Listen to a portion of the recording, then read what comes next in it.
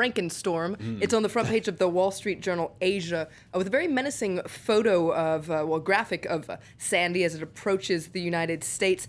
It's also on the cover of the Times here, where it says that residents flee as New York faces its Katrina moment. So very scary thoughts there. China Daily also has a picture of the storm hitting Nags Head in North Carolina, and it says that it's waves of change because the hurricane has forced both presidential candidates to change their schedules in the run-up to the very last few days before the election. And in fact, there's an interesting article in the Christian Science Monitor which wonders, could this hurricane actually change the outcome of the presidential race? Now, it's definitely scrambled, as I said, this last week ahead of the election, and it's raised doubts about Election Day. Now, the big issue, the big reason why it could make a big change is because the race is so tight, and it could either change the results or postpone them in swing states. Now, several things that could be affected by the storm are, for instance, early voting. A lot of people might have trouble getting to the polls, or in certain cases, like in Maryland, they've actually stopped early voting. On top of that, polling stations could be damaged, so that could change how people vote on Election Day.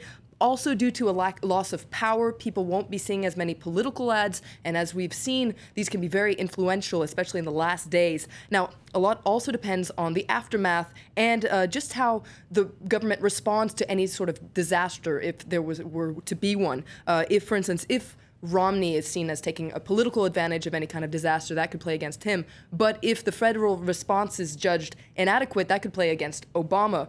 At the same time, nations are seen to rally behind their president in a time of natural disaster. So it's unclear just what the consequences will be, but it seems likely that there will be some. Yeah, it's very complicated, isn't it? And another thing that you've noticed, in fact, in the papers is quite a few of the papers sort of coming out in favour of one candidate or the other. That's right. Now, in the New York Times over the weekend, in their editorial, they endorsed Obama. Now, that's in the International Herald Tribune today. They say that the choice is clear, that Obama has earned a second term. The International Herald Tribune and the New York Times agree with his policies and applaud his achievements, whether that concerns health care, the economy, or foreign affairs. And according to this editorial, it says that Romney offers dangerous ideas when he offers any ideas. Now, it's interesting to see what other papers are saying. Other papers, for instance, have endorsed Romney. Obviously, for instance, the New York Post. Now, they endorsed Romney last week, but in the editorial, the latest editorial, once again, they back Romney and say that it's time to evict the deceiving amateurs, and by that they mean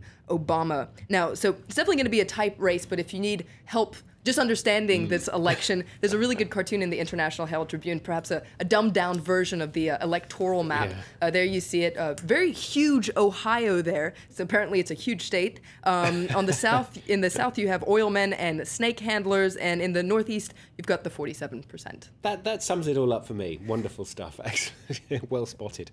Now, moving on to another aspect of the US presidential debate, you found Ashaq Al-Aswat looking at the race, how it's affecting the situation in Syria. That's right. Now, this is the Pan-Arab paper that's based in London. Now, it says that, as expected, the ceasefire over Eid al-Adha was broken by both sides, first and foremost, by the regime. And it says that Bashar al-Assad can basically do whatever he wants until the outcome of the presidential election, because there will be no developments on the international front. There will be no political agreement regarding Syria until after the election. Now, the article does point out, however, that whoever wins the election will take action on Syria, but until then, violence is going to continue.